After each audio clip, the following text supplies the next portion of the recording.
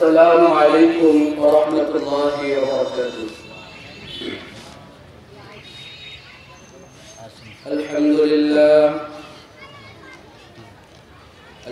لله نحمده ونستعينه ونستغفره ونؤمن به ونتوكل عليه ونعوذ بالله من شرور أنفسنا ومن سيئات أعمالنا من يهد الله فلا مضل له ومن يضلل فلا هادي له ونشهد أن لا إله إلا الله وحده لا شريك له ونشهد أن سيدنا ونبينا وحبيبنا ومولانا محمدا عبده ورسوله الذي أرسله بالحق بشيرا ونذيرا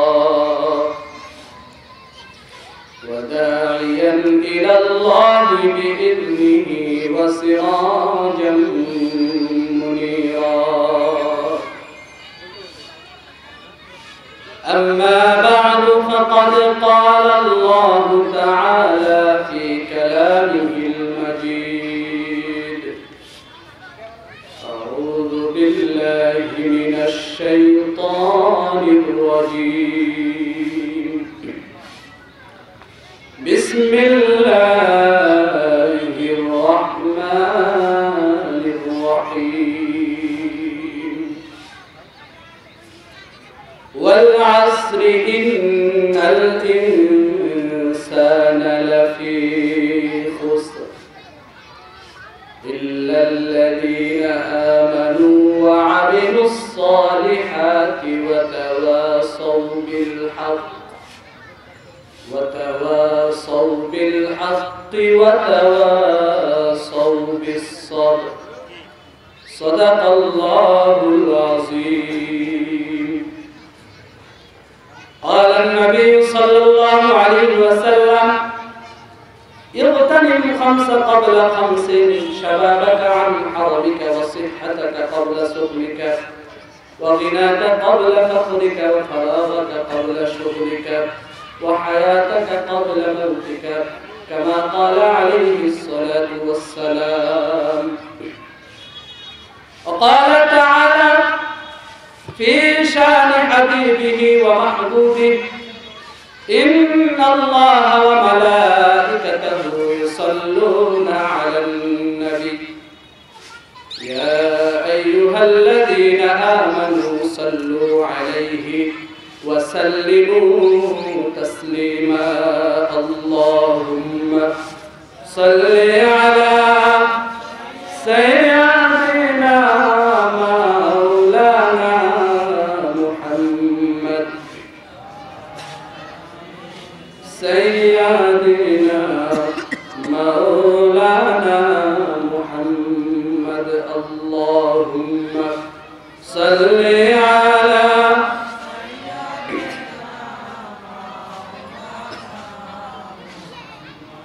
وعلى آل سيدنا مولانا محمد بلغ العلا بكماله كشف الدجى بجماله حسنت جميع خصاله صلوا عليه وآله محمد مصطفى مان أسوة حسنة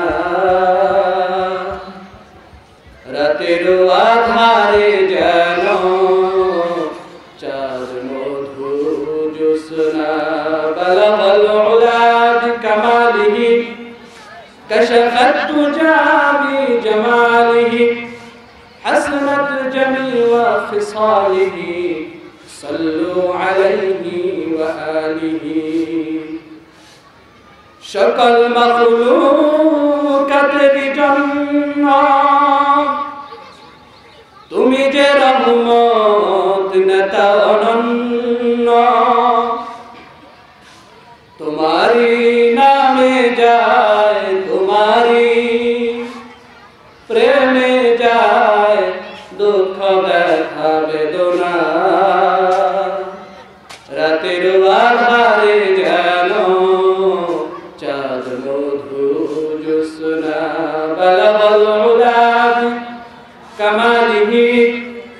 كشف الدجى بجماله حسنت جميع خصاله صلوا عليه وآله সকল সৃষ্টির মুক্তি আনতে করেছ সংগ্রাম পথে প্রান্তে সকল সৃষ্টির শান্তি আনতে করেছ যুদ্ধ দেশ দেশান্তে আপোষহীন করেছ সংগ্রাম আপোষহীন করেছ সংগ্রাম সয়েছ যে যাতনা রাতের আধারে যেন চাঁদ মধুর জ্যোৎস্না মুহাম্মদ মুস্তাফা আমার উসওয়ায়ে হাসানা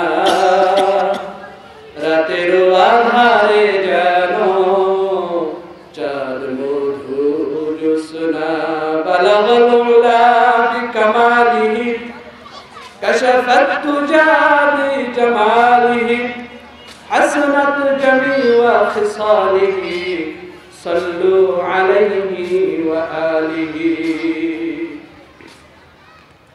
আলহামদুলিল্লাহ।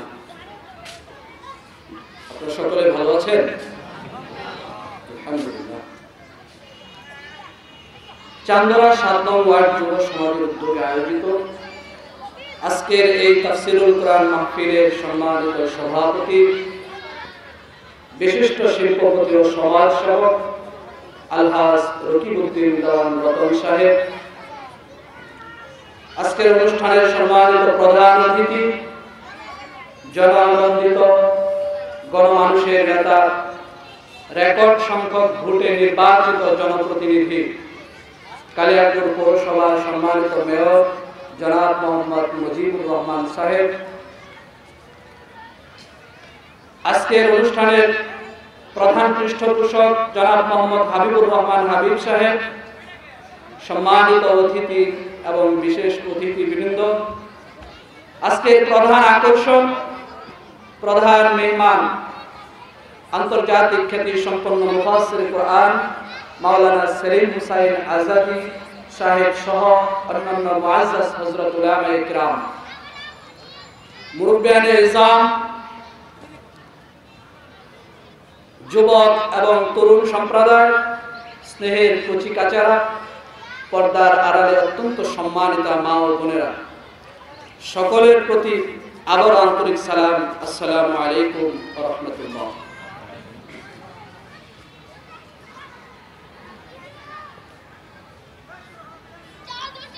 আমি অত্যন্ত আনন্দিত এবং আশান্বিত হয়েছি যখন দেখতে পেলাম যুব সমাজের উদ্যোগে একটি তাফসীরুল কোরআন মাহফিলের আয়োজন করা হয়েছে। পৃথিবীর সৃষ্টির সূচনা লগ্ন থেকে মানব সভ্যতার প্রতিটি পরতে পরতে যুব সমাজের ভূমিকা অনস্বীকার্য, কথা ঠিক কিনা?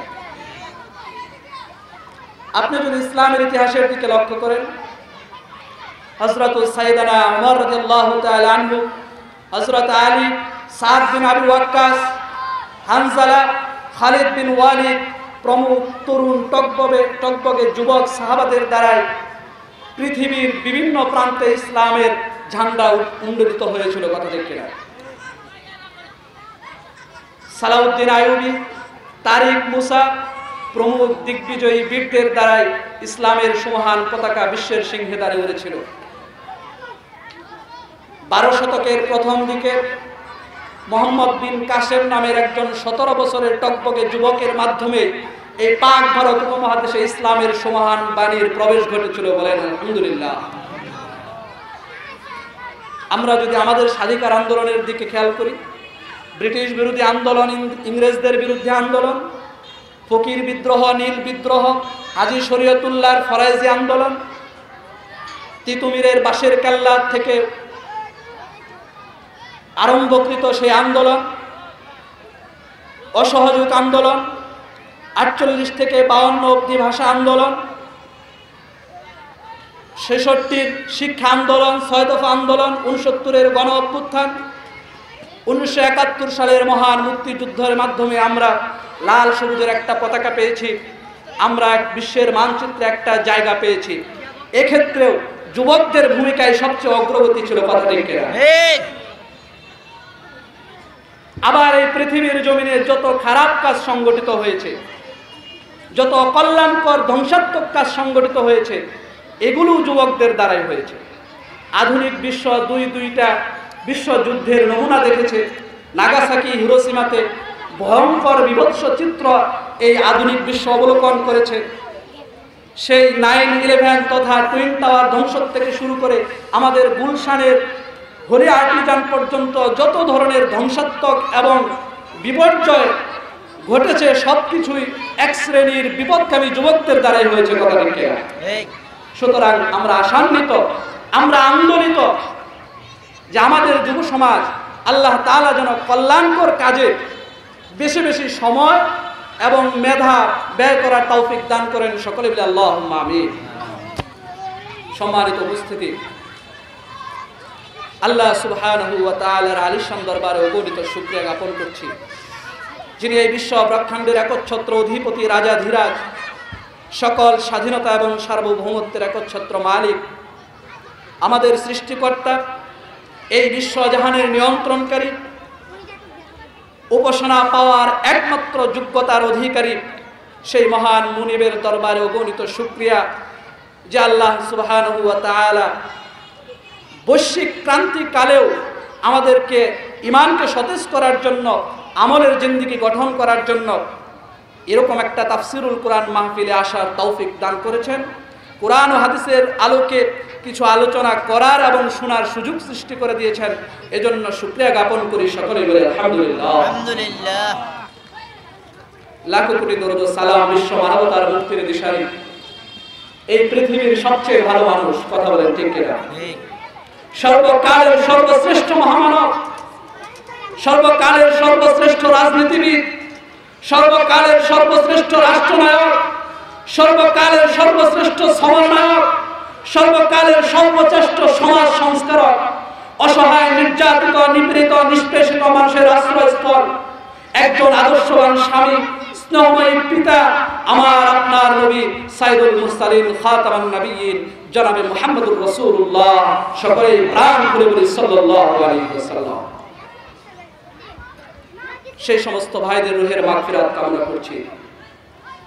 সাহাবায়ে কেরাম থেকে নিয়ে আজ পর্যন্ত এই আল্লাহর জমিন, আল্লাহর দ্বীনকে বুলন্দিত করতে গিয়ে, মানুষের ঘরে ঘরে কোরআনের বাণী পৌঁছে দিতে গিয়ে যারা জীবন দিয়েছেন, রক্ত দিয়েছেন, জেল, জুলুম, অত্যাচার, নির্যাতন, নিপীড়ন, নিষ্পেষণ সহ্য করেছেন, আল্লাহ তাআলা যেন তাদেরকে জান্নাতের সর্বোচ্চ মাকাম দান করেন।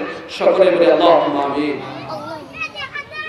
আমরা সেই সাথে আজকে স্মরণ করতে চাই, মিয়ানমারে আমার মুসলমান ভাই বোনদের উপর যে অত্যাচার, নির্যাতনের স্টিম রোলার চালানো হচ্ছে, যারা শাহাদাত বরণ করেছেন, আল্লাহ তাআলা যেন তাদেরকে জান্নাতের সর্বোচ্চ মাকাম দান করেন। সকলে আল্লাহুম্মা আমিন।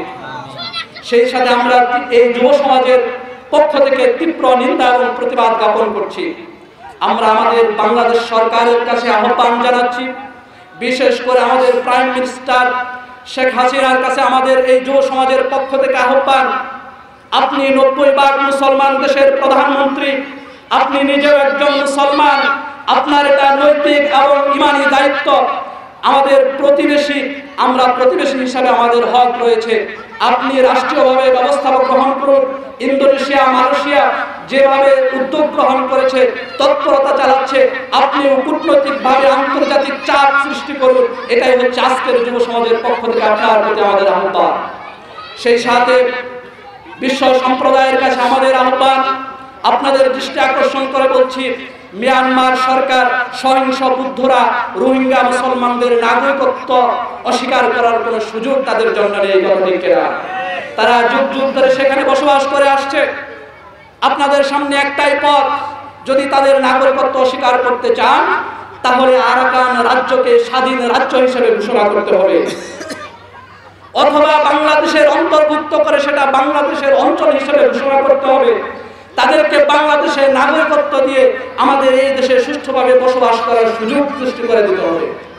এটাই আজকের এই যুব সমাজের পক্ষ থেকে বিশ্ব সম্প্রদায়ের কাছে আমাদের আহ্বান। আল্লাহ তাআলা যেন ওই ভাইদেরকে হেফাজত করেন, জালিমদের হাত থেকে রক্ষা করেন এবং জালিমদের জন্য উপযুক্ত শাস্তির ব্যবস্থা আল্লাহ তাআলা যেন করেন। সকলে বলি আল্লাহুম্মা আমিন। আমিন। সম্মানিত উপস্থিতি, আজকে আমরা এমন একটা সময় অতিবাহিত করছি, হাদিসের আলোকে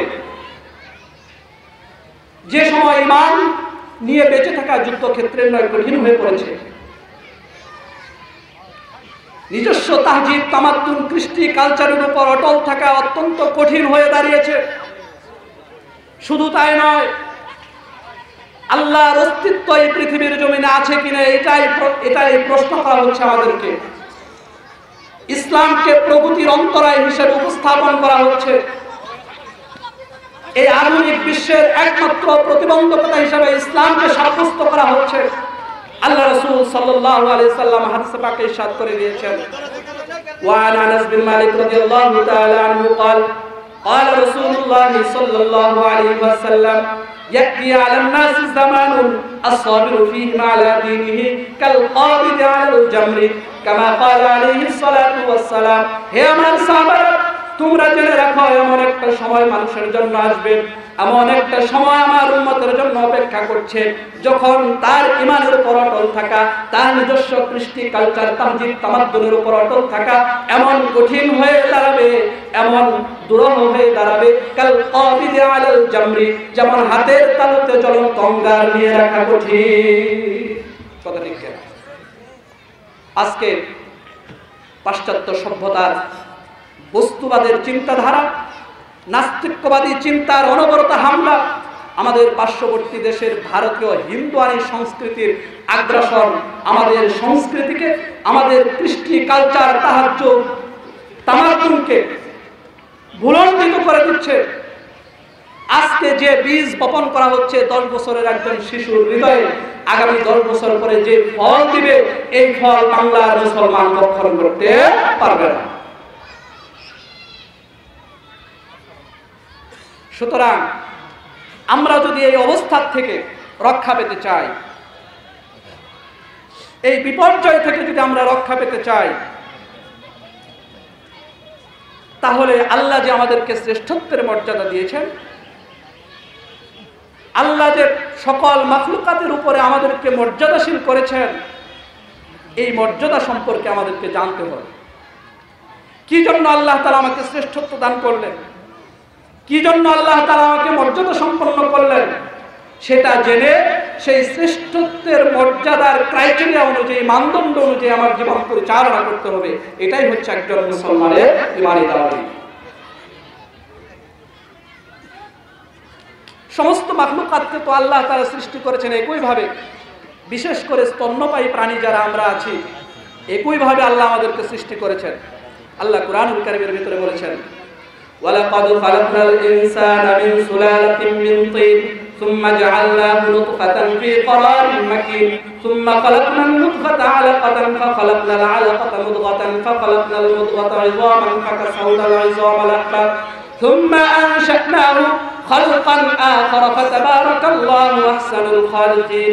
আমি মানুষকে মাটির মূল নির্যাস থেকে সৃষ্টি করেছি, অতঃপর সেই মাটির মূল নির্যাসকে শুক্রাণুরূপে একটা সংরক্ষিত আধারে স্থাপন করেছি। সেই শুক্রবিন্দুকে আস্তে আস্তে আমি রক্ত বিন্দুতে পরিণত করেছি, রক্ত পিণ্ডতে পরিণত করেছি। সেই রক্ত পিণ্ডকে আস্তে আস্তে মাংস পিণ্ডতে পরিণত করেছি। সেই মাংস পিণ্ড থেকে আস্তে আস্তে আমি অস্থিতে রূপান্তরিত করেছি। সেই অস্থিগুলোকে আবার মাংসতে রূপান্তরিত করে সুন্দর অবয়ব দিয়ে পৃথিবীর জমিনে আমি আগমন ঘটিয়েছি। কথা ঠিক কিনা? ইন্না খালাকনাল ইনসানা মিন নুতফাতিন আমশাজ নাবতালিহি ফাজআলনাহু সামিআন বাসীরা। আমি মানুষকে এক ফোঁটা নাপাক পানি থেকে সৃষ্টি করেছি, অতঃপর তাকে শ্রবণ শক্তি দিয়েছি, তাকে দৃষ্টি শক্তি দিয়েছি, একজন পূর্ণাঙ্গ মানুষ হিসেবে পৃথিবীর জমিনে আমি পাঠিয়েছি। আলাম নাজআল লাহু আইনাইন ওয়া লিসানান ওয়া শাফাতাইন ওয়া হাদাইনাহু নাজদাইন। আমি কি তাকে দুইটা চোখ দেই নাই? আমি কি তাকে দুইটা কান দেই নাই? আমি তাকে জিহ্বা দেই নাই, তাকে চোয়াল দেই নাই? আমি সব কিছু দিয়েছি। তারপর ওয়াহাদাইনাহুন নাজদাইন, আমি তার সামনে দুইটা পথ বাতলে দিয়েছি। আমাকে আল্লাহ তাআলা মা বাবার মাধ্যমে শুক্রাণু ডিম্বাণুর মিলন ঘটিয়ে প্রক্রিয়ার মাধ্যমে পৃথিবীর জমিনে এনেছেন। আমাকেও হাত দেওয়া হয়েছে, পা দেওয়া হয়েছে, চক্ষু দেওয়া হয়েছে, কান দেওয়া হয়েছে, শ্রবণ শক্তি দেওয়া হয়েছে, দৃষ্টি শক্তি দেওয়া হয়েছে, মুখ দেওয়া হয়েছে, ঠোঁট দেওয়া হয়েছে, চোয়াল দেওয়া হয়েছে। আমার জীবন ধারণের প্রয়োজনীয় সমস্ত উপকরণগুলো আল্লাহ পৃথিবীর জমিনে দিয়েছেন। প্রত্যেকটা মাখলুকাতকে আল্লাহ জীবন ধারণের প্রয়োজনীয় উপকরণগুলো দিয়েছেন। সুতরাং এই পশু, অন্যান্য প্রাণী এবং আমার মধ্যে পার্থক্যটা তাহলে কোথায়? একইভাবে সৃষ্টি করলেন, একই মোটামুটি দৈহিক অঙ্গ প্রত্যঙ্গগুলো দিলেন, তাহলে পার্থক্যটা আল্লাহ আমাকে কোথায় করলেন? পার্থক্য হলো এখানে, ইন্না হাদাইনাহুস সাবিলা ইম্মা শাকিরান ওয়া ইম্মা কাফুরা। সুবহানাল্লাহ। আল্লাহ আমার সামনে দুইটা পথ বাতলে দিয়েছেন, একটা হচ্ছে ডানপন্থী আর একটা হচ্ছে বামপন্থী, একটা হচ্ছে সৎ পথ আর একটা হচ্ছে অসৎ পথ, একটা হচ্ছে হকের পথ আর একটা হচ্ছে বাতিলের পথ, একটা হচ্ছে ন্যায়ের পথ আর একটা হচ্ছে অন্যায়ের পথ, একটা হচ্ছে মন্দ পথ আর একটা হচ্ছে ভালো পথ। আমার সামনে আল্লাহ তাআলা দুইটা পথ বাতলে দিয়েছেন, ইম্মা শাকিরা ওয়া ইম্মা কাফুরা। এখন আমি কৃতজ্ঞ বান্দাদের অন্তর্ভুক্ত হব না অকৃতজ্ঞ বান্দাদের অন্তর্ভুক্ত হব, এটা বিবেচনা করার মতো বিবেক শক্তি আল্লাহ তাআলা আমাকে দিয়েছেন। একজন মানুষ যদি তার এই বিবেক শক্তিকে কাজে লাগিয়ে, তার এই অনুধাবন শক্তিকে কাজে লাগিয়ে যদি সত্য পথকে চিনে নিতে পারে, হকের পথকে চিনে নিতে পারে, সফলতার পথকে চিনে নিতে পারে, ভালো পথকে চিনে নিতে পারে, ডান পথকে চিনে নিতে পারে, ওই মানুষটাই আল্লাহর কাছে সফল মানুষ হিসেবে স্বীকৃতি পাবে। আর যদি একজন মানুষ তার বিবেক কাজে লাগিয়ে, তার অনুভূতি শক্তি কাজে লাগিয়ে, তার বুদ্ধিমত্তাকে কাজে লাগিয়ে যদি ভালো পথকে বেছে নিতে না পারে, সত্য পথকে বেছে নিতে না পারে, সত্যের মহাসত্যকে ধারণ করে চলতে না পারে, মহাসত্যের পথে হাঁটতে না পারে, ওই মানুষটা বাহ্যিকভাবে একজন মানুষ হলেও ওই মানুষটা আল্লাহর কাছে পশুর চাইতে দাম পাবে না। এটা আমার কথা নয়, আল্লাহ সুবহানাহু ওয়া তাআলা পবিত্র কুরআনুল কারীমে ইরশাদ করেছেন, ওয়ালাকাদ যারানা লিজাহান্নামা কাসীরাম মিনাল জিন্নি ওয়াল ইনস লাহুম কুলুবুন লা ইয়াফকাহুনা বিহা ওয়া লাহুম আ'য়ুনুন লা ইউবসিরুনা বিহা ওয়া লাহুম আযানুন লা ইয়াসমাউনা বিহা উলাইকা কাল আনআম বাল হুম আযাল উলাইকা হুমুল গাফিলুন। আল্লাহ বর্ণনা করছেন, আমি বহু মানুষের জন্য জাহান্নাম সৃষ্টি করে রেখেছি, লাহুম কুলুবুন লা ইয়াফকাহুনা বিহা, যাদেরকে চিন্তা শক্তি দেওয়ার পরেও, অনুধাবন শক্তি দেওয়ার পরেও মহাসত্যকে তারা অনুধাবন করলো না, বুঝলো না। ওয়া লাহুম আ'য়ুনুন লা ইউবসিরুনা বিহা, যাদেরকে দৃষ্টি শক্তি দেওয়ার পরেও মহাসত্যকে দেখলো না। ওয়া লাহুম আযানুন লা ইয়াসমাউনা বিহা, যাদেরকে শ্রবণ শক্তি দেওয়ার পরেও মহাসত্যকে যারা শুনলো না, ওই মানুষগুলো বাহ্যিকভাবে একজন সুন্দর মানুষ হিসেবে তোমাদের সামনে থাকলেও উলাইকা কাল আনআম, ওই মানুষগুলো পশুর মতো। শুধু তাই নয়, আল্লাহ বললেন বাল হুম আযাল, তার চাইতেও নিকৃষ্ট, উলাইকা হুমুল গাফিলুন, এই মানুষগুলোই পথভ্রষ্ট এবং গাফিলদের অন্তর্ভুক্ত। আল্লাহ তাআলা আমাদেরকে এই ধ্বংসপ্রাপ্ত গাফেল শ্রেণীর মানুষ থেকে দূরে থাকার তৌফিক দান করুন। আল্লাহ আমাদেরকে সফল মানুষদের অন্তর্ভুক্ত করুক। সকলে বলে আল্লাহুম্মা আমিন। আমরা যদি এই ধ্বংস থেকে বাঁচতে চাই, আমরা যদি এই বিপর্যয় থেকে বাঁচতে চাই, আল্লাহর দিক নির্দেশনা অনুযায়ী আল্লাহ যে কোয়ালিটিগুলো বর্ণনা করেছেন সফল মানুষদের, সেই কোয়ালিটিগুলো আমাদেরকে অর্জন করতে হবে। অন্য কোনো পদ্ধতি মানুষের সামনে নেই, কথাটি খেয়ে না। আমি বক্তব্যের শুরুতে যে সূরা তেলাওয়াত করেছি, সূরাতুল আসর, আল্লাহ সুবহানাহু ওয়া তাআলা পবিত্র কুরআনুল কারীমের মধ্যে এই ছোট্ট সূরার মধ্যে মানুষের সফলতা এবং ব্যর্থতার কথা আলোচনা করে দিয়েছেন। বলেন সুবহানাল্লাহ। মানুষের প্রকৃত সফলতা কোথায়, মানুষের প্রকৃত ব্যর্থতা এবং বিপর্যয় ধ্বংস কোথায়, এই বিষয়গুলো আল্লাহ এই ছোট্ট সূরার ভিতরে বলে দিয়েছেন। ওয়াল আসরি ইন্নাল ইনসানা লাফি খুসর ইল্লাল্লাযীনা আমানু ওয়া আমিলুস সালিহাতি ওয়া তাওয়াসাউ বিল হাক্কি ওয়া তাওয়াসাউ বিস সাবর। By the root of time, by the root of age, by the root of situation, আল্লাহ শপথ করে বলেছেন, সময়ের কসম, কালের কসম, পরিবেশের কসম, পরিস্থিতির কসম, undoubtedly man is all necessary in loss. নিশ্চিতভাবে, অবশ্যই ভাবে সমস্ত মানুষগুলো ধ্বংসের মধ্যে নিমজ্জিত আছে। But those, কিন্তু তারা ব্যতীত, who believed, যারা ঈমান এনেছে, যারা বিশ্বাস স্থাপন করেছে, and did good deeds, এবং সৎ কাজ করে, ভালো কাজ করে, যথাযথ কর্ম সম্পাদন করে, and stressed one another to accept truth and counseled one another to be steadfast. করেন আলহামদুলিল্লাহ।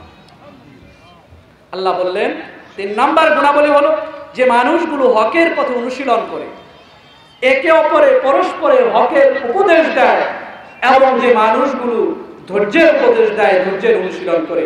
এই 4টা গুণাবলী সম্পন্ন মানুষ এই বিপর্যয় থেকে, এই ধ্বংস থেকে বাঁচতে পারবে। আর যদি এই 4টা গুণ মানুষের ভিতরে না থাকে, সমস্ত মানুষগুলো ধ্বংসের মধ্যে নিমজ্জিত। বলেন নাউজুবিল্লাহ।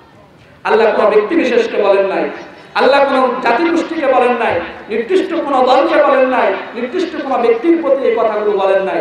সমস্ত মানুষগুলো, হিন্দু, বুদ্ধ, খ্রিস্টান, ধর্ম বর্ণ নির্বিশেষে আল্লাহর সকল মানুষদের উদ্দেশ্য করে বলেছেন, তোমরা যদি এই 4টা গুণাবলী অর্জন করতে না পারো, এই পৃথিবীর জমিনে যত সফল মানুষ হিসেবে তুমি স্বীকৃতি পাও না কেন, যত ক্ষমতার প্রভাব প্রতিপত্তিশালী মানুষই তুমি হও না কেন, এই দুনিয়ার দৃষ্টিকোণে যত বড় শিক্ষিত ডিগ্রিধারী মানুষই তুমি হও না কেন, সামাজিকভাবে যত প্রতিষ্ঠিত, অর্থনৈতিকভাবে ধন সম্পত্তির দিক থেকে তুমি যতই প্রতিষ্ঠিত হও না কেন, তোমার সফলতা আমার কাছে গ্রহণযোগ্য হবে না যদি এই 4টা জিনিসের সমন্বয় তুমি তোমার বাস্তব জীবনে ঘটাতে না পারো। তাহলে তুমি একজন ব্যর্থ, ধ্বংসপ্রাপ্ত, বিপদগ্রস্ত এবং বিপর্যস্ত মানুষ হিসাবে আল্লাহর কাছে স্বীকৃতি পাবে। এর বাহিরের কোনো স্বীকৃতি তোমার জন্য নেই।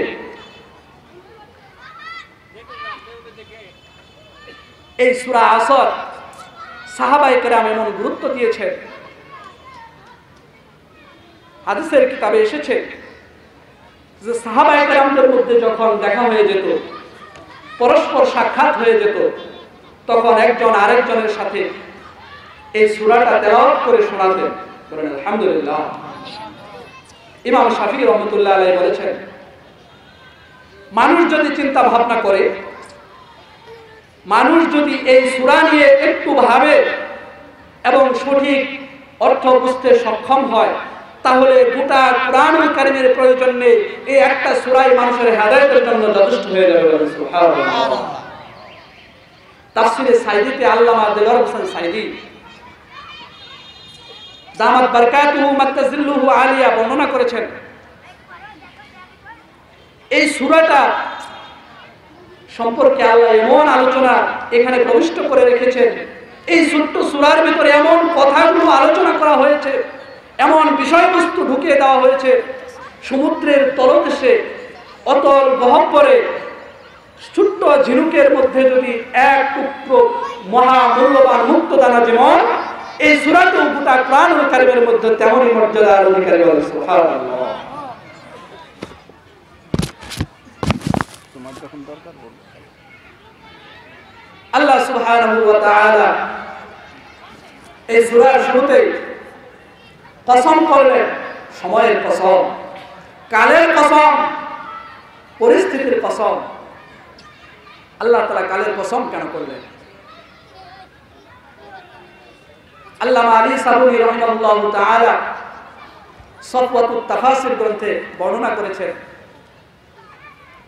কালের কসম আল্লাহ এই জন্য করেছেন, মানুষের জীবনে সবচেয়ে গুরুত্বপূর্ণ বিষয়, সবচেয়ে গুরুত্বপূর্ণ জিনিস হচ্ছে মানুষের সময়।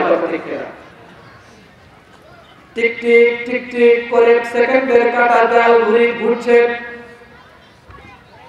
একটা করে সেকেন্ড অতীতের গহ্বরে চলে যাচ্ছে, আমার হায়াতের জিন্দেগি থেকে একটা করে সেকেন্ড অতীতে চলে যাচ্ছে এবং মৃত্যুর থেকে আমি টিক টিক টিক টিক করে অগ্রসর হচ্ছি। কথা ঠিক না? এই পৃথিবীর জমিনে আমাকে একটা নির্দিষ্ট সময় দিয়ে নির্ধারিত সময় দিয়ে আমাকে পাঠানো হয়েছে। একদিন এই পৃথিবীর জমিনে আমার কোনো অস্তিত্ব ছিল না, আমার কোনো পরিচয় ছিল না। আল্লাহ তাআলা অস্তিত্বহীনতার থেকে এই পৃথিবীর জমিনে আমাকে অস্তিত্ব দান করলেন। আল্লাহ তাআলা পরিচয়হীনতার থেকে এই পৃথিবীর জমিনে আমাকে পরিচয় দান করলেন। আল্লাহ কুরআনুল কারীমের ভিতরে বর্ণনা করেছেন, হাল আতা আলাল ইনসানি হিনুম মিনাদ দাহরি লাম ইয়াকুন শাইআম মাযকুরা।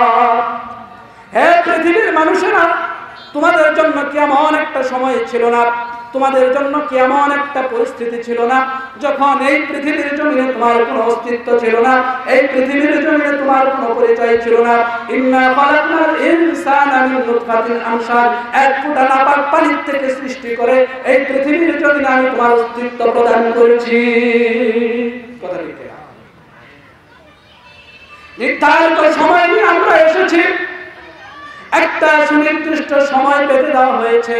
এই নির্ধারিত সময় যখন আমার জন্য শেষ হয়ে যাবে, এই পৃথিবীর জমিন থেকে আমার চলে যেতে হবে, এক সেকেন্ড সময় আমার জন্য বাড়িয়ে দেওয়া হবে না।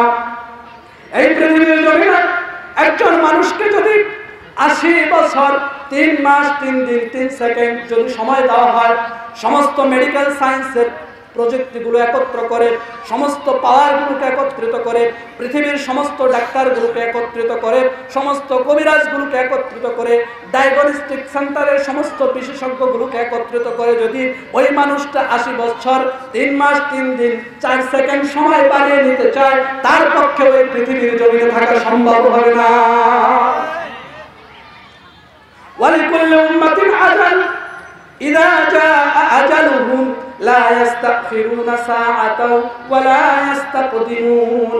প্রত্যেকটা মানুষের জন্য একটা নির্ধারিত সময় রয়েছে, প্রত্যেকটা মানুষের জন্য, প্রত্যেকটা প্রাণীর জন্য এই পৃথিবীর জমিনে একটা নির্ধারিত সময় রয়েছে। ইযা জাআ আজালুহুম, ওই নির্ধারিত সময় যখন এসে যাবে, এক মুহূর্ত আগেও হবে না, এক মুহূর্ত পরেও হবে না। فإذا جاء أجلهم لا يستأخرون ساعة ولا يستقدمون। এক মুহূর্ত আগেও হবে না, এক মুহূর্ত পরেও হবে না, যথা সময়ে পৃথিবীর জমিন থেকে তাকে বিদায় নিয়ে যেতে হবে। আমরা শিশু অবস্থায় পৃথিবীর জমিনে এসেছি, শৈশব পেরিয়ে আমরা কৈশোরে পদার্পণ করেছি, কৈশোর পেরিয়ে তারুণ্য পেরিয়ে যৌবনে আমরা পদার্পণ করেছি। একদিন এই মহামূল্যবান যৌবন আমাদের জন্য শেষ হয়ে যাবে। আমাদের সুন্দর মসৃণ চামড়াগুলো ঢিলে হতে থাকবে, আমাদের দাড়িগুলো পেকে যাবে, আমাদের চুলগুলো সাদা রং ধারণ করবে, আমাদের দাঁতগুলো লড়বড় হয়ে যাবে, আমাদের শ্রবণ শক্তি কমে যাবে, আমাদের দৃষ্টি শক্তি ক্ষীণ হয়ে আসবে, আমার মেরুদণ্ডের হাড় পাকা হয়ে যেতে থাকবে, আমার গিরায় গিরায় ব্যথা অনুভূত হতে থাকবে। একদিন এই পৃথিবীর জমিন থেকে আমি বৃদ্ধ একজন জনাজীর্ণ মানুষ হিসাবে পৃথিবীর জমিন থেকে বিদায় নেব। আল্লাহ রাসূল সাল্লাল্লাহু আলাইহি ওয়াসাল্লাম হাদিসে পাকে ইরশাদ করেছেন, ইগতানিম খামসা ক্বাবলা খামসিন, শাবাবাকা আন হারমিকা ওয়া সিহহাতাকা ক্বাবলা সুকমিকা ওয়া গিনাকা ক্বাবলা ফাকরিকা ওয়া ফারাগাকা ক্বাবলা শুগলিকা ওয়া হায়াতাকা ক্বাবলা মাউতিকা। আল্লাহু আকবার বলেন। আল্লাহ রাসূল সাল্লাল্লাহু আলাইহি ওয়াসাল্লাম সময়ের গুরুত্ব সম্পর্কে কত সুন্দর হাদিস, কত সুন্দর দিক নির্দেশনা, কত সুন্দর হুঁশিয়ারি উচ্চারণ করে দিয়েছেন। হে আমার উম্মতেরা, ইউতারিম খামসা ক্বাবলা খামসিন, তোমরা 5টা জিনিসের পূর্বে 5টা জিনিসের মূল্যায়ন করবে। শাবাবাকা আন হারমিকা, তোমাদের এই বার্ধক্য আসার পূর্বে তোমাকে যে যৌবনকাল দেওয়া হয়েছিল, এই যৌবনকালে গুরুত্ব দিবে। তোমার দরিদ্রতা আসার পূর্বে তোমার এই ধনী অবস্থাটাকে, সম্পদশীল অবস্থাকে তুমি গুরুত্ব দিবে। তোমার ব্যস্ততা আসার পূর্বেই তুমি তোমার অবসর সময়টুকুকে গুরুত্ব দিবে। সর্বোপরি তোমার হায়াতের পরিসীমা শেষ হওয়ার আগে তুমি তোমার এই হায়াতের জিন্দেগিটাকে গুরুত্ব দিবে। কথা লিখে وعن عبد الله بن مسعود رضي الله تعالى عنه قال قال رسول الله صلى الله عليه وسلم لا تزول قدم ابن آدم يوم القيامة عند ربه حتى يسأل عن 5: عن عمره فيما أفناه وعن شبابه فيما أبلاه وماله من أين أكسبه وفيما أنفقه وماذا عمل فيما علم كما قال عليه الصلاة والسلام কাল কিয়ামতের কঠিন ময়দানে আল্লাহ রাসূল সাল্লাল্লাহু আলাইহি ওয়াসাল্লাম ইরশাদ করেছেন কাল কিয়ামতের কঠিন ময়দানে পাঁচটা প্রশ্নের উত্তর না দেওয়া পর্যন্ত কোন আদম সন্তানকে আল্লাহর সামনে থেকে এক কদম অগ্রসর হতে দেওয়া হবে না তাকে প্রশ্ন করা হবে আন উমরিহি ফিমা আফনাহু তোমাকে যে একটা হায়াতের পরিসীমা দেওয়া হয়েছিল এই হায়াতের পরিসীমাটুকু তুমি কিভাবে খরচ করে এসেছো ওয়ান শাবাবিহি ফিমা আবলাহু তোমাকে গোটা হায়াতের জিন্দেগীর মধ্যে যে মূল্যবান সময় দেওয়া হয়েছিল যৌবনকাল যখন তোমার বুকে সাহস ছিল তোমার শরীরে শক্তি ছিল আল্লাহর ইবাদত করার মতো যোগ্যতা তোমার ভিতরে ছিল ওই মহামূল্যবান যৌবনকালটা তুমি কিভাবে কাটিয়ে এসেছো আল্লাহ রাসূল সাল্লাল্লাহু আলাইহি সাল্লাম এভাবে যৌবনকালকে অধিক গুরুত্ব দিয়েছেন হাদিস পাকে এসেছে কাল কিয়ামতের কঠিন ময়দানে যখন ময়দানে হাসর কায়েম হয়ে যাবে মাথার আধা হাত উপরে সূর্য টকবক টকবক করতে থাকবে ময়দানে হাসর তামার মতো পুরে লাল হয়ে যাবে এই সময়ে 7 শ্রেণীর মানুষ আরশে আজিমের নিচে ছায়া পাবে এটা আমরা সকলেই জানি বলেন সুবহানাল্লাহ তার মধ্যে এক শ্রেণীর মানুষ হলো সাবাতু যিল্লিহিমুল্লাহু ফি যিল্লিহি ইয়াওমা লা যিল্লা ইল্লা যিল্লুহু ইমামুন আদিলুন ওয়া শাআকুন নাশা'ু ফি ইবাদাতিল্লাহি আযজা ওয়া জাল্লা আল্লাহু আকবার এক নাম্বার হলো ন্যায়পরায়ণ বাদশা দুই নম্বরে আল্লাহ বর্ণনা করেছেন ওই যুবক যে যুবক তার যৌবনকালটা আল্লাহর ইবাদতের মধ্যে কাটিয়ে দেয় বলেন সুবহানাল্লাহ সুতরাং এই যৌবনকালটা যেন আমরা আল্লাহর ইবাদত আল্লাহর দাসত্ব রাসূলের আদর্শ অনুযায়ী পরিচালনা করতে পারি আল্লাহ আমাদেরকে তৌফিক দান করুন আমাদেরকে সুন্দর এই উদ্যোগগুলো যেন আমরা যৌবনকালে নিতে পারি এবং আমাদের জীবনের পরিসমাপ্তি পর্যন্ত ভালো কাজের সাথে অংশগ্রহণ করে থাকতে পারি আল্লাহ আমাদেরকে তৌফিক দান করুন সকলে মিলে আল্লাহুম্মা আমিন আল্লাহ সুবহানাহু ওয়া তাআলা সফলতার যে ক্রাইটেরিয়া বর্ণনা করেছেন যে মানদণ্ড বর্ণনা করেছেন সূরা আসরের ভিতরে 4টি গুণাবলীর কথা আল্লাহ বলেছেন এক নম্বরে বলেছেন ঈমান যারা বিশ্বাস স্থাপন করবে আমানা বিল্লাহি এর অর্থ হলো সাদ্দাকাহু ওয়া তামাদা আলাইহি তাকে সত্য বলে মেনে নেওয়া এবং তার উপর পরিপূর্ণ আস্থা এবং বিশ্বাস স্থাপন করা সেটা সংবিধানে থাকুক আর না থাকুক আমাকে আপনাকে আল্লাহর উপর পরিপূর্ণ আস্থা এবং বিশ্বাস স্থাপন করতে হবে যদি না করি তাহলে ধ্বংসপ্রাপ্ত মানুষদের অন্তর্ভুক্ত হয়ে যাবে আল্লাহ সুবহানাহু ওয়া তাআলা এই মুমিনদের ঈমানদারদের কিছু গুণাবলী কিছু কোয়ালিটি কোরআনুল কারীমের ভিতরে বর্ণনা করেছেন এখন আমরা সেই দিকে যাব যে কোরআনুল কারীমে আল্লাহ সুবহানাহু ওয়া তাআলা একজন মুমিনের জন্য কি বৈশিষ্ট্যগুলো বর্ণনা করলেন কি গুণাবলীগুলো বর্ণনা করলেন কি বৈশিষ্ট্যগুলো থাকলে একজন মানুষ আল্লাহর কাছে মুমিন হিসেবে স্বীকৃতি পাবে সেটা আমাদেরকে যাচাই করতে হবে বাছাই করতে হবে মাপতে হবে আল্লাহর দেওয়া মানদণ্ড অনুযায়ী কথা ঠিক কিনা আল্লাহ কোরআনুল কারীমের ভিতরে বলেছেন ইন্নামাল মুমিনুনা আল্লাযীনা আমানু বিল্লাহি ওয়া রাসূলিহি থুম্মা লাম ইয়ারতাবু ওয়া জাহাদু বিআমওয়ালিহিম ওয়া আনফুসিহিম ফি সাবিলিল্লাহি উলাইকা হুমুস সাদিকুন সূরা হুজুরাতের ভিতরে আল্লাহ বর্ণনা করলেন ঈমানদার হলো তারাই যারা আল্লাহকে আল্লাহ বলে স্বীকার করে নেবে আমিনু বিল্লাহি ওয়া রাসূলিহি এবং তার রাসূলকে রাসূল হিসেবে স্বীকৃতি দিবে রাসূল হিসেবে মেনে নেবে সুম্মা লাম ইয়ারতাবু অতঃপর তার এই স্বীকৃতির ব্যাপারে তার এই দৃষ্টিভঙ্গির ব্যাপারে কোনো সংকীর্ণতা কোনো সন্দেহ রাখবে না বিআমওয়ালিহিম ওয়া আনফুসিহিম ফি সাবিলিল্লাহ এবং তার জান এবং মাল দিয়ে আল্লাহর পথে সংগ্রাম করতে থাকবে উলাইকা হুমুস সাদিকুন ওই মানুষগুলোই সাদিকদের অন্তর্ভুক্ত হয়ে যাবে إنما المؤمنون الذين إذا ذكر الله وجلت قلوبهم وإذا تليت عليهم آياته زادتهم إيمانا وعلى ربهم يتوكلون মুমিন প্রকৃত মুমিন হচ্ছে তারাই إذا ذكر الله وجلت قلوبهم যখন আল্লাহর কথা তাদের স্মরণ হয়ে যাবে যখন আল্লাহর কথা তাদের মনে পড়ে যাবে তাদের অন্তরটা কম্পিত হতে থাকবে তাদের অন্তরটা প্রকম্পিত হতে থাকবে وَإِذَا تُلِيَتْ عَلَيْهِمْ آيَاتُهُ زَادَتْهُمْ ঈমানা ওয়া আলা রাব্বিহিম ইয়াতাওয়াক্কালুন। এবং যখন তার সামনে মহাসত্যের কথাগুলো ঘোষণা করা হবে, আল্লাহর কালামগুলো, আল্লাহর আয়াতগুলো যখন তার সামনে পাঠ করা হবে, তার ঈমানটা আস্তে আস্তে বাড়তে থাকবে। যাদাতুহুম ঈমানা, তার ঈমানের স্তরটা আস্তে আস্তে উন্নতির দিকে যেতে থাকবে।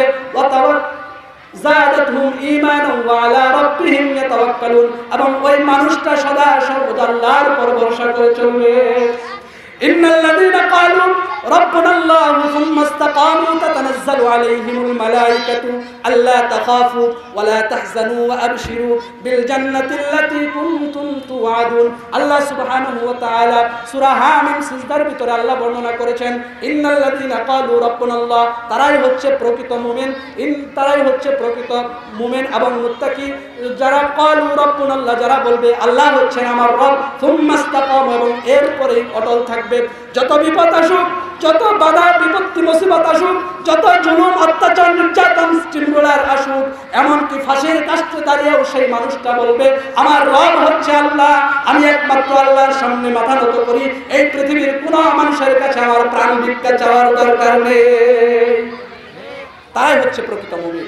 কুরআনের কথা আল্লাহ সুবহানাহু ওয়া তাআলা আরো বর্ণনা করেছেন, আল্লাযীনা আমানু আশাদ্দু হুব্বান লিল্লাহ, যারা আল্লাহকে পরিপূর্ণভাবে, আল্লাহকে যথাযথভাবে, আল্লাহকে সম্পূর্ণ স্বয়ংক্রিয়ভাবে যারা আল্লাহকে ভালোবাসে, তারাই হচ্ছে প্রকৃত মুমিন। আল্লাহ সুবহানাহু ওয়া তাআলা মুমিনের গুণাবলী আরো বর্ণনা করেছেন, ফালা ওয়া রাব্বিকা লা ইউমিনুনা হাত্তা ইউহাক্কিমুকা ফীমা শাজারা বাইনাহুম থুম্মা লা ইয়াজিদু ফী আনফুসিহিম হারাজাম মিম্মা কাদাইতা ওয়া ইউসাল্লিমু তাসলিমা। হে নবী, আপনি আপনার উম্মতদেরকে বলে দিন, তারাই আল্লাহর কাছে প্রকৃত মুমিন হিসাবে স্বীকৃতি পাবে, তারাই প্রকৃত ঈমানদার হিসাবে আল্লাহর কাছে স্বীকৃতি পাবে, যারা তাদের জীবনের সকল ক্ষেত্রে একমাত্র ফয়সালাকারী হিসেবে আপনাকে গ্রহণ করে নেবে। সুবহানাল্লাহ। যারা আপনাকে আপনার জীবন, তাদের জীবনের সকল ক্ষেত্রে একমাত্র ফয়সালাকারী হিসেবে স্বীকৃতি দিবে এবং মেনে নেবে। শুধু তাই নয়, আপনার ফয়সালাকৃত বিষয়ে কারো যদি কোনো সংকীর্ণতা থাকে, কোনো সন্দেহ থাকে, তাহলে ওই মানুষটা আল্লাহর কাছে মুমিন হিসেবে স্বীকৃতি পাবে না। আল্লাহ সুবহানাহু ওয়া তাআলা আরেকটা আয়াতে সুন্দর আরো সুস্পষ্ট করে ঈমানের গুণাবলীগুলো বর্ণনা করেছেন। এখানে আরো আশ্চর্যের বিষয় হলো, আল্লাহ আমাদেরকে ঈমানদার বলে ডাক দিলেন, ইয়া আইয়ুহাল্লাযীনা আমানু আমিনু বিল্লাহি ওয়া রাসূলিহি ওয়াল কিতাবিল্লাযী নাযালা আলা রাসূলিহি ওয়াল কিতাবিল্লাযী আনজালা মিন ক্বাবল ওয়া মান ইয়াকফুর বিল্লাহি ওয়া মালায়েকাতিহি ওয়া কুতুবিহি ওয়া রুসুলিহি ওয়াল ইয়াউমিল আখির ফাকাদ দাল্লা দালালান বাঈদা। হে ঈমানদারেরা, তোমরা ঈমান আনো, হে ঈমানদারেরা, তোমরা প্রকৃতভাবে ঈমান আনো। আমিনু বিল্লাহি ওয়া রাসূলিহি, অর্থাৎ তোমরা আল্লাহকে আল্লাহ বলে যেমন স্বীকৃতি দিয়েছো, শুধু তোমাদের মৌখিক স্বীকৃতিতে হবে না, আল্লাহকে একমাত্র সৃষ্টিকর্তা হিসাবে তুমি স্বীকৃতি দাও, আল্লাহকে একমাত্র ইলাহ হিসাবে স্বীকৃতি দাও, আল্লাহকে একমাত্র মাবুদ হিসাবে তুমি স্বীকৃতি দাও, আল্লাহকে একমাত্র বিধানদাতা হিসাবে তোমাকে স্বীকৃতি দিতে হবে, আল্লাহকে একমাত্র আইনদাতা হিসাবে তোমাকে স্বীকৃতি দিতে হবে, আল্লাহকে একমাত্র নিয়ন্ত্রণকারী হিসাবে স্বীকৃতি দিতে হবে, আল্লাহকে একমাত্র উপাসনা পাওয়ার যোগ্যতা হিসাবে মেনে নিতে হবে, একমাত্র আল্লাহর সামনে তোমার মাথাকে অবনত করতে হবে। এই পৃথিবীর কোন শক্তির কাছে, এই পৃথিবীর কোন ব্যক্তির কাছে তোমার এই মাথাকে অবনত করা যাবে না। এটাই হচ্ছে প্রকৃত মুমিনের ঈমানের দাবি। মুহাম্মদ রাসূলুল্লাহ সাল্লাল্লাহু আলাইহি ওয়াসাল্লামকে তোমার একমাত্র অনুকরণ আদর্শ হিসাবে মেনে নিতে হবে, একমাত্র নেতা হিসাবে মেনে নিতে হবে, একমাত্র জীবন যাপনের একমাত্র অনুকরণ আদর্শ হিসাবে তোমাকে মেনে নিতে হবে, একমাত্র সংবিধানের পথ প্রদর্শক হিসাবে তোমাকে মেনে নিতে হবে। এর বাহিরে কোনো নেতাকে, কোনো ব্যক্তিকে, কোনো মনীষীকে, কোনো দার্শনিককে, কোনো কবিকে, কোনো সাহিত্যিককে তোমার আদর্শ হিসাবে গ্রহণ করা যাবে না। আল্লাহ তাআলা আরো বললেন, এই ওয়া কিতাবিহি ওয়া কুতুবিহি ওয়া রুসুলিহি ওয়াল ইয়াউমিল আখির, এই কিতাবগুলোকে আল্লাহ তাআলার পক্ষ থেকে যে কিতাবগুলো পূর্বে নাযিল হয়েছে এবং আমাদের জন্য যে কুরআনুল কারীম নাযিল হয়েছে, এই কুরআনুল কারীমকে একমাত্র সংবিধান হিসেবে গ্রহণ করতে হবে। কুরআনের বাইরে কোনো মত, কোন পথ, কোন মতদর্শ, কোন তন্ত্র, কোন মন্ত্র, কোন জীবন পদ্ধতি তোমার গ্রহণ করা যাবে না। যদি সেটা তুমি গ্রহণ করো, সেটা যদি তুমি অন্বেষণ করো, তাহলে আল্লাহর কাছে তুমি মুমিন হিসেবে স্বীকৃতি পাবে না। ইসলামী দীনান ফালাই ইউকবাল মিন। কোন মানুষ যদি ইসলাম ব্যতীত অন্য কোন ধর্মকে, অন্য কোন জীবন পদ্ধতিকে, অন্য কোন জীবন ব্যবস্থাকে, অন্য কোন তন্ত্রকে, অন্য কোন মতদর্শ মন্ত্রকে যদি তার জীবন পদ্ধতি হিসাবে গ্রহণ করতে চায়, সেটা আল্লাহর কাছে গ্রহণযোগ্য হবে না। সে একজন ধ্বংসপ্রাপ্ত মানুষদের অন্তর্ভুক্ত হয়ে যাবে। কথা ঠিক কিনা? তেমনি ভাবে আরেকটা বিশ্বাস আমাদের হৃদয়ে স্থাপন করতে হবে, লালন করতে হবে, যে এই পৃথিবীর জমিনে আমার জন্য শেষ জিন্দেগি নয়। কাল কিয়ামতের কঠিন ময়দানে আমাকে আল্লাহর সামনে দাঁড়িয়ে জবাবদিহি করতে হবে আমার এই দুনিয়ার হায়াতের পরিসীমার মধ্যে আমি যে কাজগুলো করেছি। وأما من طغى وآثر الحياة الدنيا فإن الجحيم هي المأوى। যে মানুষগুলো আখিরাতের জিন্দেগির উপরে দুনিয়ার জীবনটাকে প্রাধান্য দিবে, নিজের খেয়াল খুশি অনুযায়ী জীবন পরিচালনা করবে, ওই মানুষগুলোর জন্য কাল কিয়ামতের ময়দানে জাহান্নামের ফয়সালা হবে। বলেন নাউযুবিল্লাহ। পক্ষান্তরে وأما من خاف مقام ربه ونهى النفس عن الهوى فإن الجنة هي المأوى। যে মানুষগুলো এই পৃথিবীর জমিনে এমন টেন্ডেন্সি নিয়ে, এমন চিন্তা ভাবনা নিয়ে, এমন কনসেপ্ট নিয়ে জীবন ধারণ করবে, وأما من خاف مقام ربه কাল কিয়ামতের কঠিন ময়দানে রবের সামনে দাঁড়িয়ে আমাকে জবাবদিহি করতে হবে, সেই জবাবদিহিতার ভয় নিয়ে যারা জীবন পরিচালনা করবে, فإن الجنة هي المأوى তাদের জন্য আল্লাহ তাআলা কাল কিয়ামতের ময়দানে জান্নাতের ফয়সালা করে দিবেন। সুতরাং আমরা যদি সফল মানুষদের অন্তর্ভুক্ত হতে চাই, তাহলে বুদ্ধিমানের কাজ হবে সেটাই, এই দুনিয়ার জীবনের এই সংক্ষিপ্ত যে সময়টুকু আমাকে দেওয়া হয়েছে, এই সময়ের মধ্যেই সেই যোগ্যতাগুলো অর্জন করা। আল্লাহ রাসূল সাল্লাল্লাহু আলাইহি সাল্লামকে এক ব্যক্তি জিজ্ঞেস করলেন, ক্বালা রাজুলুন ইয়া নবিয়াল্লাহ মানা কিয়াসুন নাস ওয়া আহজামুন নাস ক্বালা আকসারুহুম যিকরান লিল মাউতি ওয়া আকসারুহুম ইস্তি'দাদান উলাইকা লা কিয়াসু যাহাবু বিশারাফিদ দুনিয়া ওয়া কারামাতিল আখিরাহ। বলেন সুবহানাল্লাহ। ইয়া রাসূলুল্লাহ, ইয়া হাবিবাল্লাহ, মানা কিয়াসুন নাস, সবচেয়ে বুদ্ধিমান এবং জ্ঞানী লোক তারা।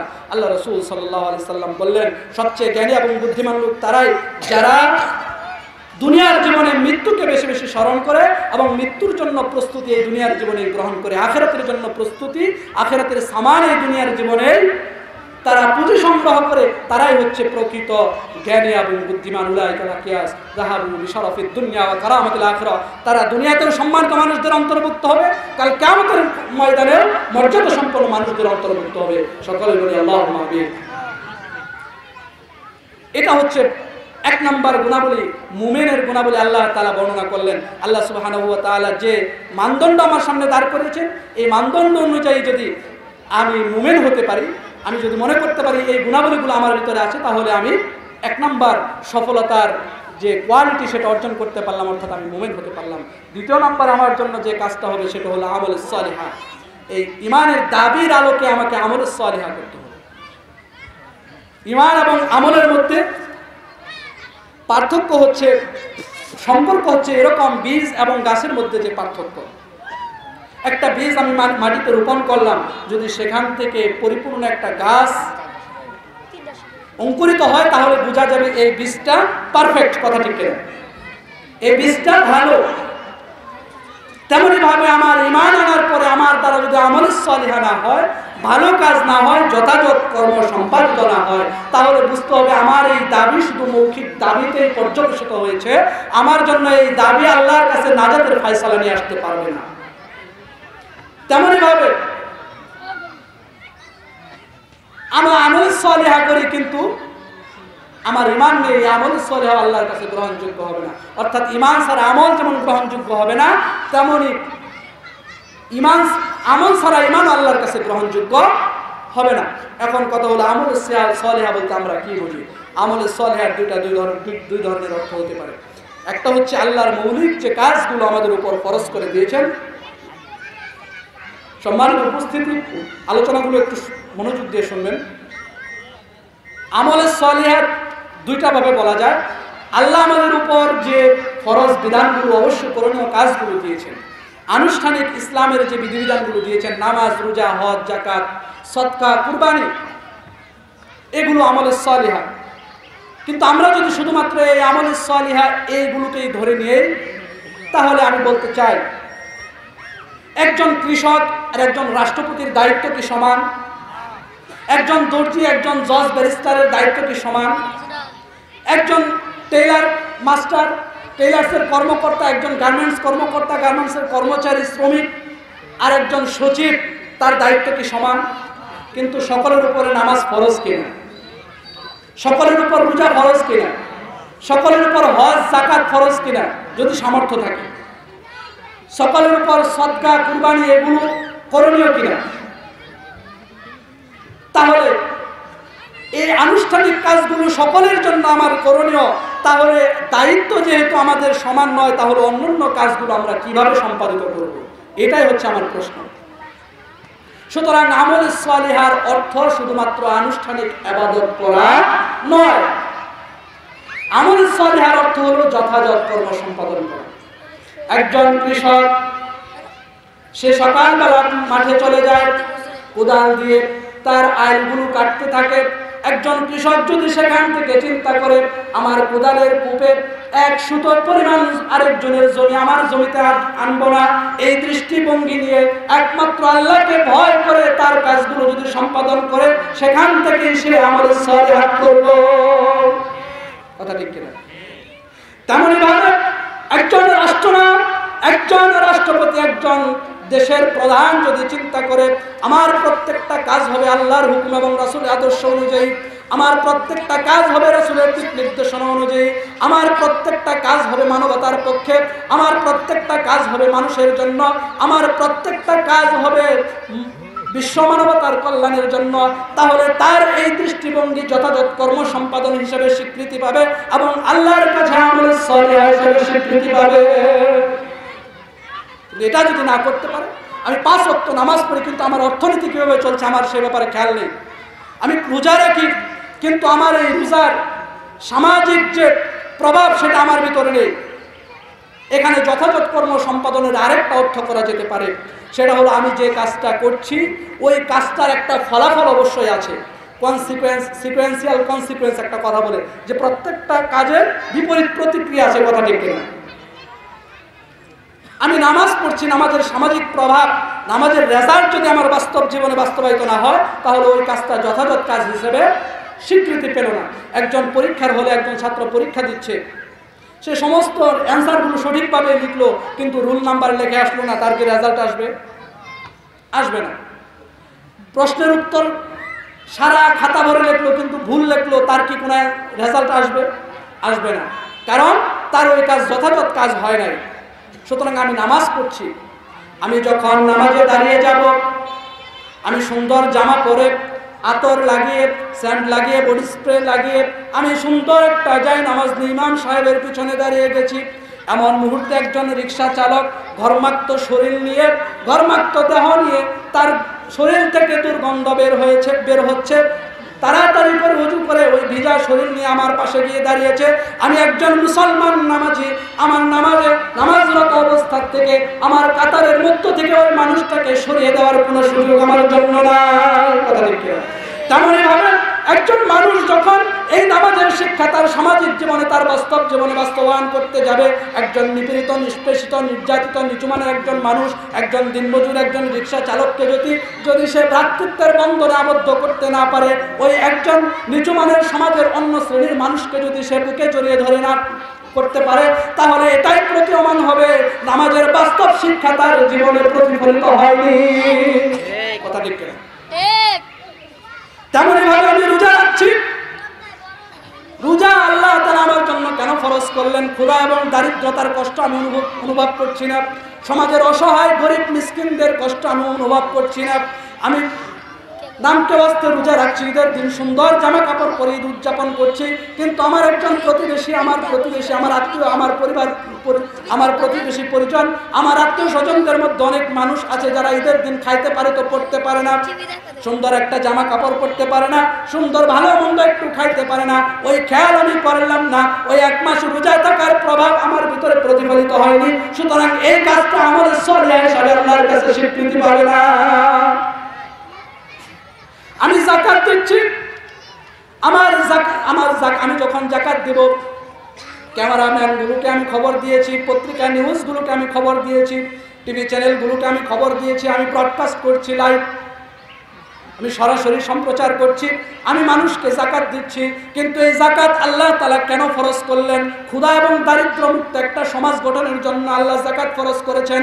এই চিন্তা চেতনা, এই টেন্ডেন্সিগুলো আমার ভিতরে কাজ করে না। সুতরাং এই আমার জাকাত আল্লাহর কাছে আমলে সালেহ হিসাবে স্বীকৃতি পাবে না। হজ আল্লাহ তাআলা আমার জন্য কেন ফরজ করলেন? বিশ্ব মুসলিম ভাতৃত্ব সুদৃঢ় করা, ঐক্যবদ্ধ সমাজ গঠনের যে তাকিদ আল্লাহ তাআলা আরাফার ময়দান থেকে আমাকে দিচ্ছেন, সেই চিন্তা চেতনা আমার ভিতরে কাজ করছে না। সুতরাং আমি মক্কা শরীফে যাচ্ছি, মদিনা শরীফে যাচ্ছি, বাইতুল্লাহ জিয়ারত করে সাফা মারওয়া দৌড়ে আবার বাংলাদেশে চলে আসছি, আমার এই হজ আল্লাহর কাছে আমলে সালেহ হিসাবে স্বীকৃতি পাবে না। এটাই হচ্ছে আমলে সালিহা, এটাই হচ্ছে 2 নাম্বার গুণাবলী। আমার ইমানের দাবির আলোকে আমলে সালিহা অর্থাৎ যথাযথ কর্ম যদি আমি সম্পাদন করতে পারি, তাহলে আল্লাহর কাছে এগুলো আমার আমলে সালিহ হিসাবে স্বীকৃত হবে। এটাই হচ্ছে সফল মানুষদের 2 নাম্বার গুণাবলী। 3 নাম্বার গুণাবলী হচ্ছে শুধুমাত্র নিজে ভালো হলে চলবে না। আল্লাহ সূরা আসরের ভিতরে বর্ণনা করেছেন, ওয়াতাওয়াসাউ বিস-সাওবিল হাক্কি ওয়াতাওয়াসাউ বিস-সাবর, to stress one another to accept truth, to counsel one another to accept truth, to inspire one another to accept truth. তুমি উপদেশ দাও মানুষকে, উৎসাহ দাও, প্রেরণা যোগাও হকের পথে চলতে। নিজে হকের পথে চলবা, নিজে মহাসত্যের পথে চলবা এবং অন্যকেও এই পথে চলতে উৎসাহ দিবা, দাওয়াত দিবা। আল্লাহ কুরআনুল কারীমের ভিতরে বলেছেন, ওয়ালতাকুম মিনকুম উম্মাতুন ইয়াদউনা ইলাল খায়রি ওয়া ইয়া'মুরুনা বিল মা'রুফি ওয়া ইয়ানহাউনা 'আনিল মুনকার ওয়া উলাইকা হুমুল মুফলিহুন। তোমাদের মধ্যে এমন একটা দল অবশ্যই থাকতে হবে, তোমাদের মধ্যে এমন একটা সম্প্রদায় গোষ্ঠী অবশ্যই থাকতে হবে যে মানুষগুলো ইয়া'মুরুনা বিল মা'রুফি ওয়া ইয়ানহাউনা 'আনিল মুনকার, মানুষদেরকে সৎ পথের আদেশ দিবে এবং অন্যায় কাজে বাধা প্রদান করবে। তাহলে উলাইকা হুমুল মুফলিহুন, তোমরা সফল মানুষদের অন্তর্ভুক্ত হতে পারবে। কুনতুম খায়রা উম্মাতিন উখরিজাত লিন-নাস তা'মুরুনা বিল মা'রুফি ওয়া তানহাউনা 'আনিল মুনকার। তোমাদেরকে গোটা মানব জাতির মধ্যে খায়রা উম্মাতিন, সবচেয়ে উন্নত উম্মত করে সৃষ্টি করা হয়েছে। কেন? ইয়া'মুরুনা বিল মা'রুফি ওয়া ইয়ানহাউনা 'আনিল মুনকার, তোমরা মানুষদেরকে সৎ দিকে আহ্বান করবে এবং অন্যায় পথে বাধা প্রদান করবে। ওমান আহসানু ক্বাওলান মিম্মান দাআ ইলাল্লাহি ওয়া আমিলা সালিহান ওয়া ক্বালা ইন্নানি মিনাল মুসলিমিন। ওই মানুষটার চাইতে অধিক সুন্দর কথা আর কার হতে পারে? ওই মানুষটার চাইতে সুন্দর মানুষ আর কে হতে পারে? যে মানুষ আল্লাহর দিকে মানুষকে আহ্বান করে এবং নিজে দাবি করে আমি একজন মুসলমান। হকের পথে মানুষকে আহ্বান করতে হবে। আল্লাহ রাসূল সাল্লাল্লাহু আলাইহি সাল্লাম হাদিস পাকে ইরশাদ করেছেন, আন হারিস আল-আশআরী রাদিয়াল্লাহু তাআলা আনহু قال قال رسول الله صلى الله عليه وسلم انا امرنكم بخمس الله امرني بهن بالجماعه والسمع والطاعه والهجره والجهاد في سبيل الله الله اكبر فانه من خرج من الجماعه قيد شبر فقد خلع ربقه الاسلام من عنقه قالوا يا رسول الله وإن صام وصلى وزعم أنه مسلم قال رسول الله صلى الله عليه وسلم وإن صام وصلى وزعم أنه مسلم। আল্লাহ রাসূল বললেন, আমি 5টা জিনিসের প্রতি আল্লাহ আমাদেরকে হুকুম করেছেন, তোমরা সংঘবদ্ধ থাকবে, নেতার আদেশ মানবে, তোমরা সংঘবদ্ধ জীবন যাপন করবে এবং ইসলামিক ক্রাইটেরিয়া মানদণ্ড অনুযায়ী যে নেতৃত্ব তোমরা সৃষ্টি করতে যদি পারো তার আদেশ আনুগত্য করবে। তোমরা হিজরতের সুযোগ থাকলে হিজরত করবে এবং আল্লাহর পথে জিহাদ করবে, আল্লাহর পথে সংগ্রাম করবে, অন্যায়ের বিরুদ্ধে তোমরা সংগ্রাম করবে। এই 5টা বিষয়ের প্রতি আল্লাহ আমাকে আদেশ করেছেন। আল্লাহ রাসূল বললেন, কেউ যদি এটা না করে তাহলে সে আল্লাহর কাছে মুমিন হিসেবে স্বীকৃতি পাবে না। সাহাবা একরাম জিজ্ঞেস করলেন, ওয়াইন সামা ওয়া সাল্লা, যদি তারা রোজা রাখে এবং নামাজও পড়ে? আল্লাহ রাসূল বললেন, ওয়াইন সামা ওয়া সাল্লা ওয়া জামা আন্নাহু মুসলিম, সে যদি নামাজও পড়ে, রোজাও রাখে এবং দাবিও করে মুসলমান, প্রকৃতপক্ষে সে মুসলমান নয়। কারণ নিজে ভালো থাকার মধ্যে কোনো কামিয়াবি নেই। নিজে ভালো থাকবো, একটা সংঘবদ্ধ সুন্দর সমাজ ব্যবস্থা আমার কায়েম করতে হবে। এজন্যই আল্লাহ তাআলা এই পৃথিবীর জমিনে মানুষকে পাঠিয়েছেন। ওয়াইদ ক্বালা রাব্বুকা লিল মালাইকাতি ইন্নী জাইলুন ফিল আরদি খলিফা, এই পৃথিবীর জমিনে আল্লাহ বললেন যে আমি খলিফা, প্রতিনিধি পাঠাতে চাই। প্রতিনিধি। আল্লাহ আমাকে পাঠালেন জমিনের প্রতিনিধিত্ব করার জন্য। আমি মসজিদে বসে থাকলাম, আমি মাদ্রাসায় বসে থাকলাম, আমি দরগায় বসে থাকলাম, এটা আল্লাহর দেওয়া সেই খেলাফতের দায়িত্ব আমার জন্য পালন করা সম্ভব হবে না। আল্লাহর প্রতিনিধিত্বের দায়িত্ব আমার দ্বারা পালন করা সম্ভব হবে না। আমি যদি এই হকের পথে চলতে চাই, আল্লাহ চতুর্থ যে গুণাবলীটা বর্ণনা করেছেন, সময় আল্লাহ যে চতুর্থ গুণাবলীটা বর্ণনা করেছেন, ওয়াতাওয়াসাউ বিস-সাবর, তোমরা ধৈর্য অনুশীলন করো। কেননা যখন তুমি হকের পথে চলতে যাবে, যখন তুমি মহাসত্যকে ধারণ করে অগ্রসর হতে থাকবে, তোমার উপর বাধা আসবে, বিপত্তি আসবে, অত্যাচার আসবে, নির্যাতন আসবে। সূরা লুকমানের ভিতরে লুকমান আলাইহিস সালাতু ওয়াস সালাম তার সন্তানদেরকে উপদেশ দিয়ে বলছেন, ইয়া বুনাইয়া আকিমিস সালাতা ওয়া'মুর বিল মা'রুফি ওয়ানহা আনিল মুনকার ওয়াসবির আলা মা আসাবাক ইন্না যালিকা মিন আজমিল উমুর। হে আমার সন্তানেরা, তোমরা শুনে রাখো, তোমরা নামাজ কায়েম করবে, ওয়া'মুর বিল মা'রুফ ওয়ানহা আনিল মুনকার, তোমরা সৎ কাজের আদেশ দিবে এবং অসৎ কাজে বাধা প্রদান করবে। ওয়াসবির আলা মা আসাবাক, এই কাজ করতে গিয়ে তোমাদের উপর যে বাধা আসবে, বিপত্তি আসবে, যে ঝড় আসবে, ঝঞ্ঝা আসবে, ওয়াসবির আলা মা আসাবাক, এই বিপদে তোমাদেরকে ধৈর্য ধারণ করতে হবে। ইন্না যালিকা মিন আজমিল উমুর, যদিও এই কাজটা অত্যন্ত কঠিন হয়ে দাঁড়াবে। আল্লাহ বললেন, ইয়া আইয়ুহাল্লাযীনা আমানু আস্তাঈনু বিস-সাবরি ওয়াস-সালাত, তোমরা নামাজ এবং ধৈর্যের মাধ্যমে আমার সাহায্য প্রার্থনা করো। ওয়ালা তাকুলু লিমান ইউকতালু ফি সাবিলিল্লাহি আমওয়াত বাল আহইয়াউ ওয়ালাকিন লা তাশউরুন, যারা এই ধৈর্যের পথে চলতে গিয়ে, মহাসত্যের পথে চলতে গিয়ে যারা জীবন দিয়েছে, তাদেরকে তোমরা মৃত বলো না। ওই মানুষগুলো প্রকৃতপক্ষে শহীদ, ওই মানুষগুলো মৃত নয়, ওই মানুষগুলো জীবিত, কিন্তু তোমরা দেখো না। ওয়ালা নাবলুওয়ান্নাকুম বিশাইইন মিনাল খাউফি ওয়াল জু'i ওয়া নাকসিম মিনাল আমওয়ালি ওয়াল আনফুসি ওয়াস সামারাত ওয়া বাশশিরিস সাবিরিন আল্লাযীনা ইযা আসাবাতহুম মুসিবাতুন ক্বালু ইন্না লিল্লাহি ওয়া ইন্না ইলাইহি রাজিউন। তোমাদেরকে মাঝে মাঝে আমি ক্ষুধা দিয়ে, দারিদ্র দিয়ে, ঝড় দিয়ে, ঝঞ্ঝা দিয়ে তোমাদের জান এবং মালের ক্ষতি সাধন করে, তোমাদের সম্পদের ক্ষতি সাধনের মাধ্যমে তোমাদেরকে আমি পরীক্ষার মধ্যে ফেলবো। এই ধৈর্যের সময় যারা ধৈর্য ধারণ করবে, তাদের জন্য সুসংবাদ রয়েছে আল্লাহর পক্ষ থেকে। আল্লাযীনা ইযা আসাবাতহুম মুসিবাতুন ক্বালু ইন্না লিল্লাহি ওয়া ইন্না ইলাইহি রাজিউন, যারা তাদের উপর বিপদ আপদে মুসিবতে যারা ধৈর্য ধারণ করবে, যারা আল্লাহর উপর ইস্তেকামাত থাকবে এবং বলবে ক্বালু ইন্না লিল্লাহি, আমরা তো একমাত্র আল্লাহর জন্য এবং আল্লাহর কাছে আমাকেই ফিরে যেতে হবে। উলাইকা আলাইহিম সালাওয়াতুম মির রাব্বিহিম ওয়া রাহমা, তাদের জন্য আল্লাহর পক্ষ থেকে রহমত এবং অনুগ্রহ আসবে। উলাইকা হুমুল মুহতাদুন, ওই মানুষগুলোই প্রকৃত হেদায়েত প্রাপ্ত, সৎপথ প্রাপ্ত মানুষদের অন্তর্ভুক্ত হবে। সুবহানাল্লাহ। সুতরাং আল্লাহ তাআলা এই যে চারটা গুণাবলী আমার জন্য বর্ণনা করলেন, যে সমস্ত মানুষগুলো ধ্বংসের মধ্যে নিমজ্জিত, শুধুমাত্র তারা ব্যতীত যারা এই চারটা গুণাবলী অর্জন করে চলতে, জীবন যাপন করতে থাকবে, যাদের এই গোটা হায়াতের জিন্দেগিতে এই চারটা গুণাবলীর সমন্বয় ঘটাতে পারবে, ওই মানুষগুলো এই মহা বিপর্যয় থেকে, মহা ধ্বংস থেকে বাঁচতে পারবে। এর বাহিরে আর কোনো বাঁচার পথ আমার জন্য নেই। সুতরাং আমরা যদি সফলতা অর্জন করতে চাই, আমরা যদি সফল মানুষদের অন্তর্ভুক্ত হতে চাই, আমরা যদি ব্যর্থতার পথ পরিহার করে সফল পথে হাঁটতে চাই, মহা বিপর্যয় থেকে নিজেদেরকে রক্ষা করে যদি সফল এবং নিয়ামতপ্রাপ্ত মানুষদের অন্তর্ভুক্ত হতে চাই, তাহলে আল্লাহর দেওয়া এই মানদণ্ড, আল্লাহর দেওয়া এই দিক নির্দেশনা, আল্লাহর দেওয়া এই ক্রাইটেরিয়া অনুযায়ী আমার জীবন পরিচালনা করতে হবে। আল্লাহ তাআলা আমাদেরকে তৌফিক দান করুন।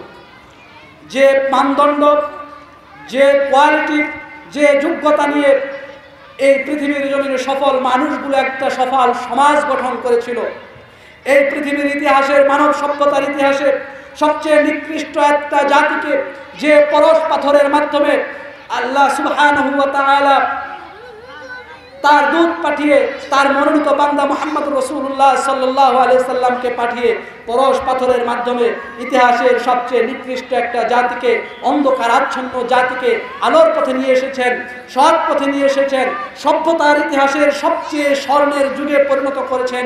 সেটা হচ্ছে কুরআনুল কারীম। এই কুরআনুল কারীমকে আমাদেরকে আঁকড়ে ধরতে হবে। কথা ঠিক কিনা? আল্লাহ বললেন ওয়াতাসিমু বিহাবলিল্লাহি জামিআন ওয়া লা তাফাররাকু ওয়াযকুরু নি'মাতাল্লাহি আলাইকুম, তোমরা একত্রিত হয়ে আল্লাহর রজ্জুকে আঁকড়ে ধরো, কখনো পৃথক হও না। আমরা যদি এই রজ্জুকে আঁকড়ে ধরতে পারি তাহলে আমরা অবশ্যই অবশ্যই সফলতার মানদণ্ড, সফলতার চূড়ায় পৌঁছতে পারবো। আমাদের আর্মস পাওয়ার না থাকতে পারে, আমাদের ফাইন্যান্স পাওয়ার না থাকতে পারে, আমাদের মিডিয়া পাওয়ার না থাকতে পারে, আমাদের কালচারাল পাওয়ার না থাকতে পারে, কিন্তু যে পাওয়ার আল্লাহ তাআলা আমাদেরকে দিয়েছেন আইডিওলজিক্যাল পাওয়ার, যে আইডিওলজিক্যাল পাওয়ার দিয়ে অর্ধ পৃথিবী শাসন করেছিল মুসলমান, আমরা যদি আজও সেই গুণাবলী অর্জন করতে পারি অবশ্যই অবশ্যই আল্লাহর কাছে আমরা সকল মানুষদের অন্তর্ভুক্ত হতে পারবো। আল্লাহ সুবহানাহু ওয়া তাআলা বর্ণনা করেছেন ইয়াকুম মিনকুম 20 সাবিরুন ইয়াগলিবু মিয়াতাইন, তোমরা যদি প্রকৃত ধৈর্যশীল ঈমানদার 20 জন মানুষ ময়দানে অবতীর্ণ হতে পারো আল্লাহ সুবহানাহু ওয়া তাআলা তোমাদেরকে 200 মানুষের উপর বিজয়ীদের ঘোষণা করে দিবেন। বলে সুবহানাল্লাহ। আল্লাহ রাসূল সাল্লাল্লাহু আলাইহি ওয়াসাল্লাম বলেছেন তারাকতু ফিকুম আমরাইন লান তাদিল্লু মা তামাসসাকতুম বিহিমা, I am living for you two things, the Quran and the Sunnah, you will never be lead to an evil path if you follow these two things tightly। তোমাদের জন্য আমি দুইটা জিনিস রেখে যাচ্ছি, যদি তোমরা এই দুইটা জিনিস যথাযথভাবে ধারণ করতে পারো, শক্তভাবে আঁকড়ে ধরে থাকতে পারো, তাহলে তোমরা কখনো পথভ্রষ্ট হবে না, সফল মানুষদের অন্তর্ভুক্ত হবে, এই পৃথিবীর জমিনে তোমরা সম্মান পাবে, কাল কিয়ামতের কঠিন ময়দানে আল্লাহর কাঠগড়ায় আল্লাহর ট্রাইব্যুনালেও একজন সফল মানুষ হিসেবে দাঁড়াতে পারবে, এবং তোমার জন্য সেই চির বসন্ত বিরাজমান জান্নাতের ফয়সালা আল্লাহর পক্ষ থেকে ঘোষণা হবে। আল্লাহ সুবহানাহু ওয়া তাআলা আমাদেরকে প্রকৃত মুমিন হওয়ার তৌফিক দান করুন, আমলে সালেহ করার তৌফিক দান করুন, এবং হক এবং সবরের মাধ্যমে একজন সফল মানুষদের অন্তর্ভুক্ত হওয়ার তৌফিক দান করুন, সফল সমাজ হিসেবে গঠন করার তৌফিক দান করুন। যুব সমাজের প্রতি শুভ কামনা রেখে আমার বক্তব্য শেষ করছি। আসসালামু আলাইকুম ওয়া রাহমাতুল্লাহি ওয়া বারাকাতুহু।